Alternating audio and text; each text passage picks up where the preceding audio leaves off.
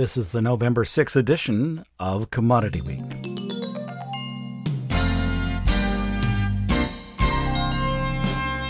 Todd Gleason services are made available to WILL by University of Illinois Extension. Welcome to Commodity Week. I am Todd Gleason. Our panelists for the day include Greg Johnson. He's with TGM, that's Total Grain Marketing here in Champaign County, Illinois. Logan Kimmel joins us from Roach Ag in Naperville, Illinois. And Sherman Newlin is here from Risk Management Commodities. That's a division of Zaner Ag Hedge. He is out of Hudsonville, Illinois. Thanks much for being with us, to each of you. Let's get some information from you about what we should discuss for the day. Sherman, let's begin with you. What's on your mind? Well, there's been quite a few things in the news here recently, haven't there? I mean, obviously it's the big bean rally. What should producers be doing with it? Can we continue the rally, or is this thing over with? Are we going to see a pullback? And then we got the crop report next week. We got to deal with that, see what that comes out with. So there's a lot of things that are coming up, that producers need to be aware of and maybe take advantage of some of these opportunities. Logan Kimmel at Roach Ag on your list? Yeah, I think top of the list would be just what Sherman said, opportunities that we see available to producers now that you've had a nice rally led by the beans. What does that look like for bushels that maybe weren't marketed versus a month ago, and what you can be doing up at these levels even after today, as well as starting to sit down and possibly look at some 2026 ideas and strategies, given the rally we've had there as well. And from you, Greg Johnson at TGM. Well, in addition to what Sherman mentioned on the USDA crop report next Friday, I think another government report that has not been released due to the shutdown is the Commitment of Traders report. And I think the market is kind of, feeling its way around, has the managed money, which was short prior to the government shutdown. Have they bought back their positions? Have they gone long? We really don't know for sure. And I think that uncertainty helps us in a way. It leads to higher highs on days when there's good news. It can lead to lower prices on exaggerated lows on days when we have some negative news. But I think that's one thing that the market has not quite figured out yet. And then the other thing is the Supreme Court is taking up hearings on whether Trump has the authority to impose all these tariffs in non-emergency situations, or is this really an emergency? And so what impact would that have if the Supreme Court rules one way or the other on whether those tariffs are in the Trump wheelhouse as far as his ability to put those on other countries? So I think those are two things that we should talk about as well. USDA, of course, was set, or should have been set, on Monday to release the World Agricultural Supply and Demand estimates along with the November crop production report. It will be released instead on Friday the 14th next week. And then the Commitment of Traders has not been released, and I don't think that's on the list of items that will be coming out from USDA unless I've simply missed it. Greg, am I correct in that? You are correct. And like I say, that leads to quite a bit more, I think, uncertainty in the marketplace. With higher highs and lower lows, we'll get to that in a moment. I will remind you that coming up in the month of December, if you visit our website at willag.org, willag.org, you will find a way right now to sign up for the December 12th Farm Assets Conference to be held in Bloomington. This is part of the FarmDoc Team Conference Series over the winter months. A full day's event. You can find all the details for it. The cost is $80. Registration is available today at willag.org for it, and along with the Illinois Farm Economic Summits, which will take place across the state. We'll start with Farm Assets December 12th on a Friday, and then on Monday will be in DeKalb. With the Illinois Farm Economic Summits, we'll move to East Peoria on Tuesday that week, and on the 17th of December, we'll be in Mount Vernon. You can sign up for any or all of those at willag.org. So let's pick up where we left off. You were talking about higher highs and lower lows, Greg. The move on Thursday was pretty sharp, though certainly not near a full move for any single day, potentially. Do you think that it was exacerbated by the lack of the ability of folks to know where traders are committed? Yes, I think so. And I think the other thing is, what's the interpretation of the framework trade agreement that the U.S. and China signed? Depending on who you listen to, the interpretation could mean that China has to buy 12 million metric tons this year and 35 each of the following subsequent 3 years. Or there's a clause in there supposedly that says if the market price is conducive, which means some people think that means if South American beans are cheaper, then China does not have to buy the beans in those quantities from the U.S. So obviously two different interpretations with two huge different price forecasts. If China has to buy those beans, sure feels like we could go higher. If China is only going to buy beans if they're cheaper than Brazil, maybe they don't need to go a whole lot higher at this point. Sherman Newlin, as we heard during the closing market report on Thursday afternoon, even with the losses on Thursday, soybeans in Brazil were still 20 cents below those of the United States. Is this of a concern for you? I mean, well, China went out and bought 20 cargoes of beans for December here just a day or two ago. I mean, so yeah. I mean, to Greg's point, to me, you can't make China buy necessarily. They may say they're going to do something, but I think you have to watch what they do. And so far we really haven't seen them come in and do a lot of buying. So, and I think that's part of the reason we sold off today. The market has had a big run up. Hopefully producers took advantage of that, and technically we're getting pretty overbought.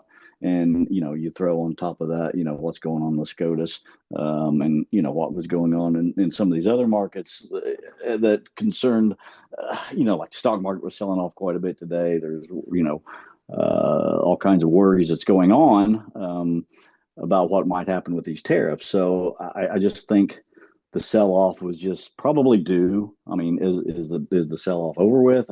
That's hard to say, but I sure do hope producers took advantage of some of this big run-up.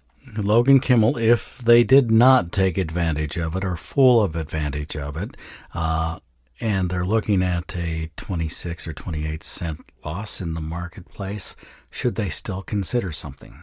Yeah, I mean, I think one trend change here is the volatility we've seen step into the bean market and the swings in price, and due to a couple things.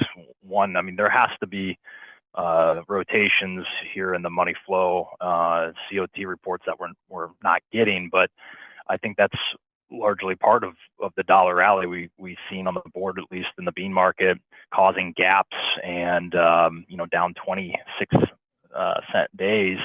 So if you're a producer and we see swings, maybe back to the upside, and you haven't done anything on this rally on your bean crop, that maybe you got to put in town to store or start paying some bills here for inputs. This might be the opportunity to get caught up and increment up your percent sold on the bean market, given the trend change that we've had. We kind of busted out of a year and a half sideways, just dull market, went right up to the top end of that.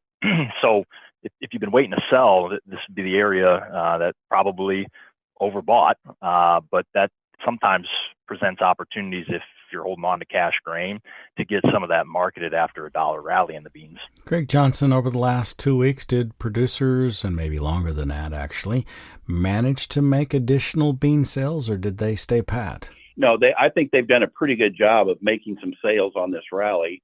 The question is, what percent? If they were basically 0% sold prior to this rally, the first month of harvest, the price was still around $10, and the DP charges, the carrying charges were pretty prohibitive. So I think a lot of people decided to sell beans across the scale at $10 rather than pay those storage charges.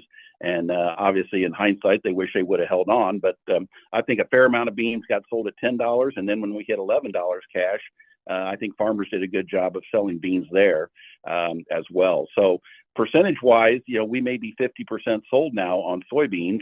And if a farmer is 50% sold, maybe he wants to wait and see how this all plays out, or at least have offers in, because at this point, with so much uncertainty, could beans go 50 cents higher? Yes. Could they go $1 lower? Yes. So with that kind of a range and that kind of uncertainty, maybe you just revert back to, am I making money at a certain level? If I can get $11 beans sold and I grew 75 bushel beans, that's $800 an acre gross.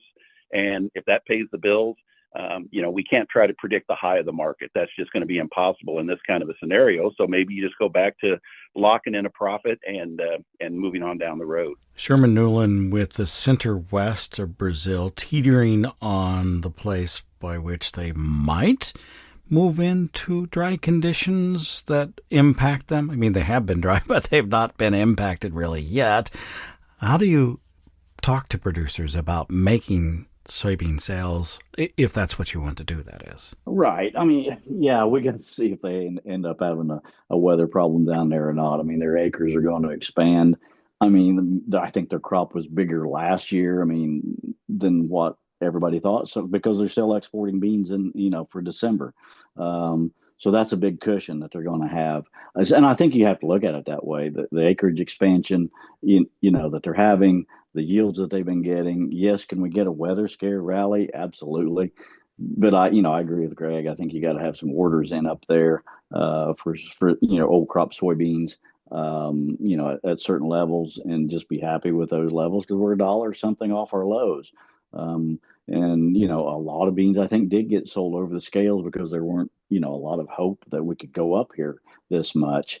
Even though it's better than it was, but it's still not what I would call highly profitable levels, but it is better than where it was at, because I think a lot of farmers, at least in my part of the world and parts of Illinois, didn't have the best yields for soybeans. So that makes it even harder. So I know everybody wants to get as much as they can for their soybeans, but we have to be realistic and know that maybe China won't come through with this buying. Maybe maybe the market sells off because we don't see any sales. And so I think taking advantage of this, whether you're buying puts or making some cash sales, I think you have to do something here because we could fall back down 40 or 60 cents. There's a gap down there that could get filled.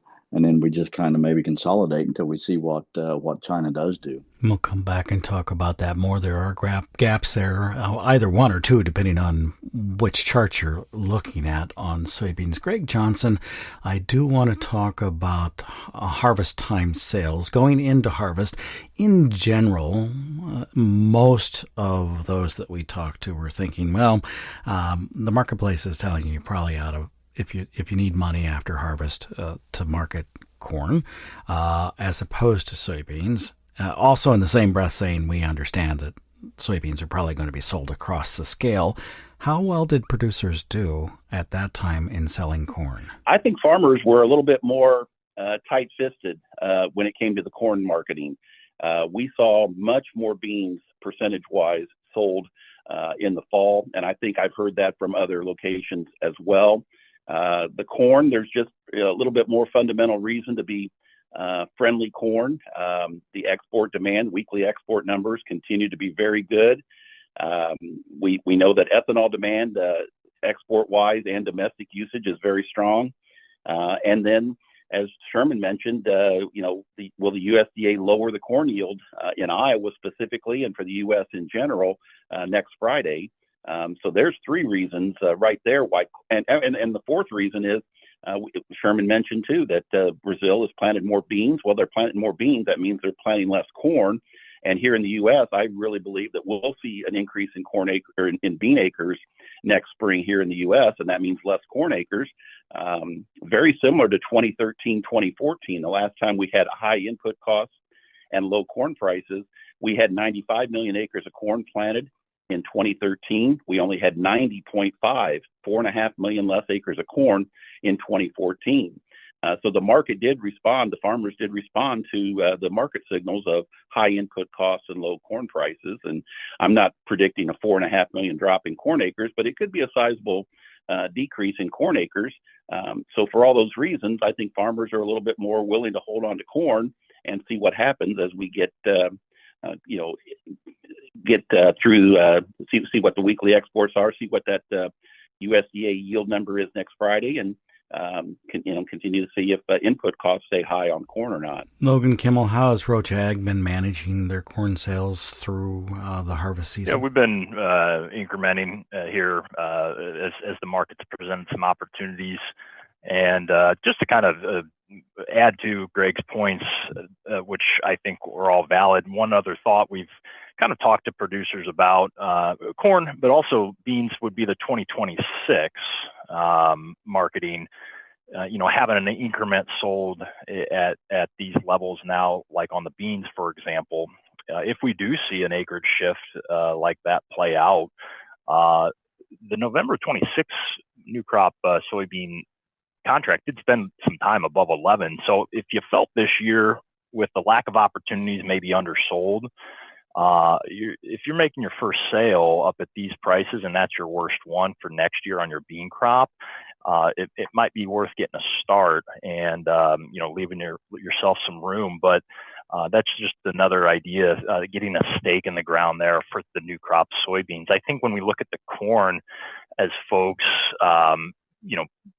most guys found bin space and are hanging tight here, looking for the basis to come around, the futures to come around. I think right now we've ran into a little resistance on the old crop corn, at least on the technical standpoint.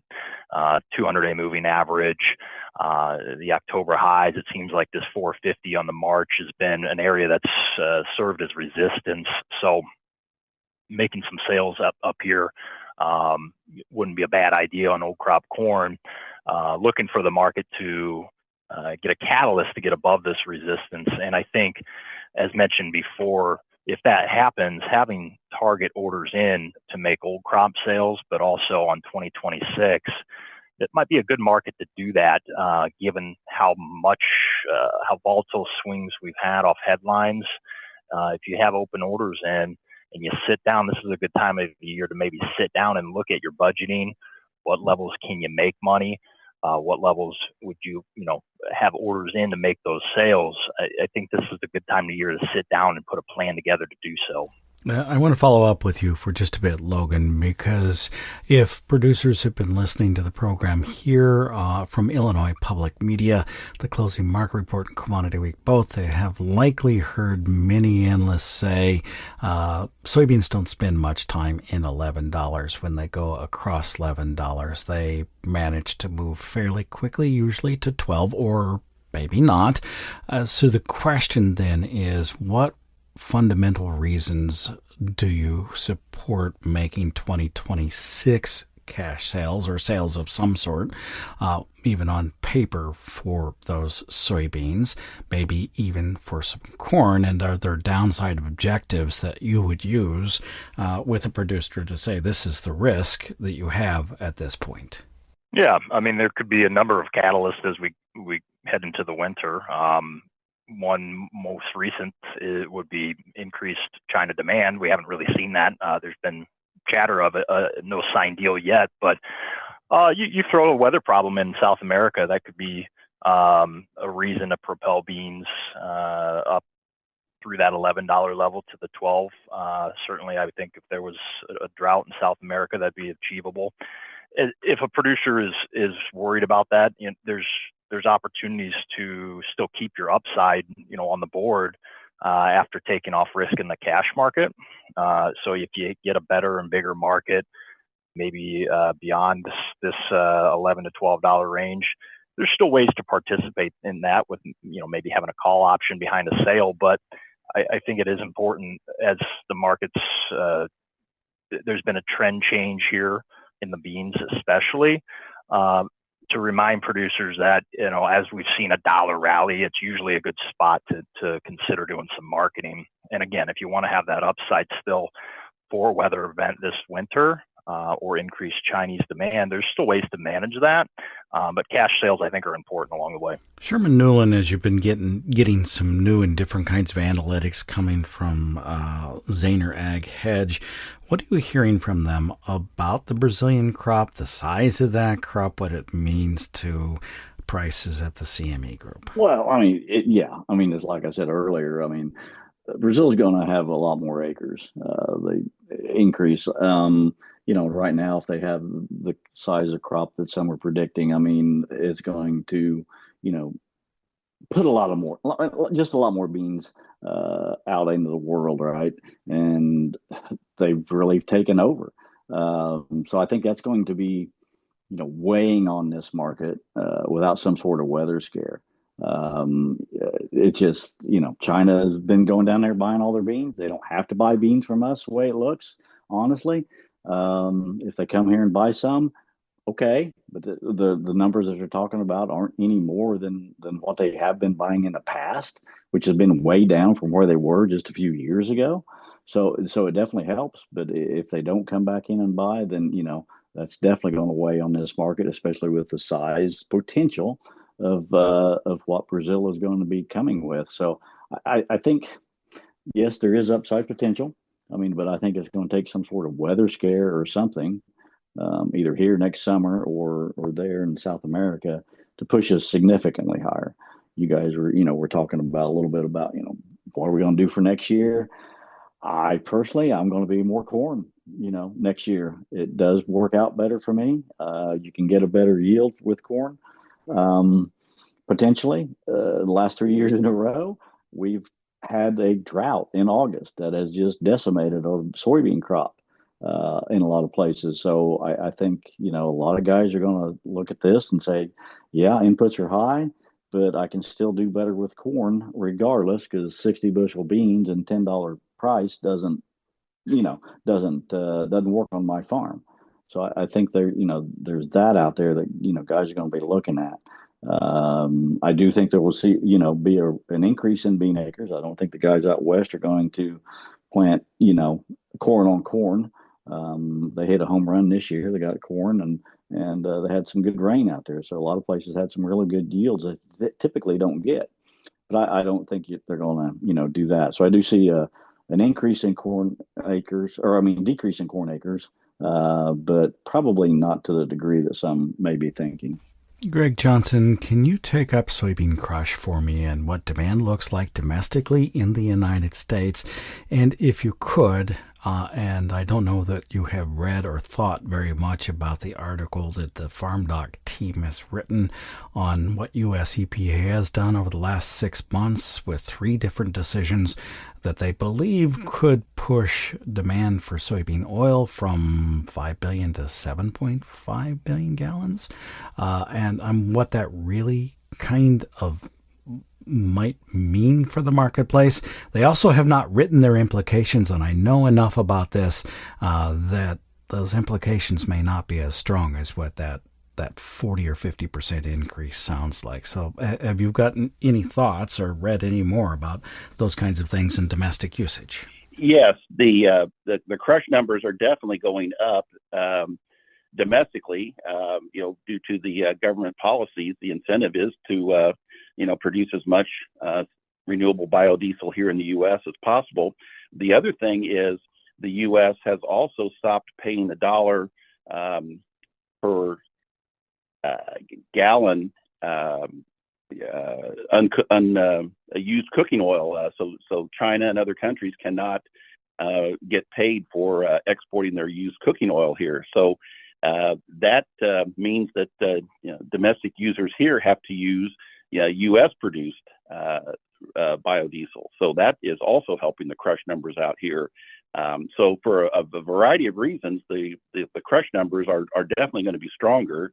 Now the question is, has the USDA lowered the export number enough? They've raised the crush number, but they haven't. They've lowered the exports a little bit. But do they really think China's going to buy all those beans this year? In which case, maybe that export number is pretty close to being accurate, or will that export number have to come down, which will offset some of the bullishness of the crush numbers? It will be interesting to see in the Friday WASDE next week whether USDA changes the export figures. They will accommodate the 12 million metric tons. I guess that's considered a policy in place. Logan Kimmel, have you developed at Roche Ag a balance sheet for next week and its predictions? Yeah, I think the biggest, numbers to look at obviously are going to be the yield, and given what the spreads have done, the strength here in the market, I wonder if the corn yield comes down. Big question is how much. What effect did the late August dryness have, and as well as disease pressure? Folks we're talking to, I think, have alluded to maybe the corn crop in certain areas not being as good as maybe they thought at middle summer. The beans, tough to tell, but that's what I would look for is possibly a slightly reduced corn yield, and soybeans is a little more of a toss up. That might stay pretty well where it's at from our opinion here. Sherman, your balance sheet picks for next week? You saw a lot of numbers come out this week, Stones and some of the others still in the mid 180s. We're not going to be that high. I think we're going to be 182, maybe 182 and a half on corn. I think, like Logan said, I think the guys in the West are hurt in Iowa, especially. In Illinois, I think needs to come down as well. But, I don't think a 182 or 3 is out of the question. Beans, again, that one's a little bit tougher. I mean, personally, I think it needs to be closer to 52, but I think, you're probably going to see something closer to 53 on the yield as far as that goes. So I don't know if you're going to, from what I understand, they're taking the same measures they've always taken to come up with these numbers. The plot data, the yield data, the surveys are all going to be handled like they've always done. So hopefully, whether you like the numbers or not, that's what we're going to have to trade. And Greg Johnson, if you've got some WASDE figures for me, that'd be great. If not, or your final word for the day. Yeah, USDA is using 186.7. I agree with Sherman that maybe eventually we get to 182. I just don't think they'll do that all in one fell swoop. So I could see them trimming 2.5 bushels off of the corn estimate, and maybe a half a bushel, taking that from 53.5 down to 53. And then eventually, maybe if the crop really isn't there, adjusting those numbers downward later on. But for 1 month, I think 2.5 bushels is a pretty significant move. So I guess I'm not looking for the 5 bushel drop yet, all in one fell swoop, but I think I wouldn't be surprised if we see that eventually. With that, we'll wrap things up. Thank you very much. You've been listening, of course, to Commodity Week from Illinois Public Media. It is public radio for the farming world. Our thanks go to our panelists for the day. They include Greg Johnson at TGM here in Champaign County, Illinois, Logan Kimmel of Roach Ag out of Naperville, Illinois, and Sherman Newlin of Risk Management Commodities, a division of Zaner Ag Hedge, out of Hudsonville, Illinois. I'm U of I Extension's Todd Gleason.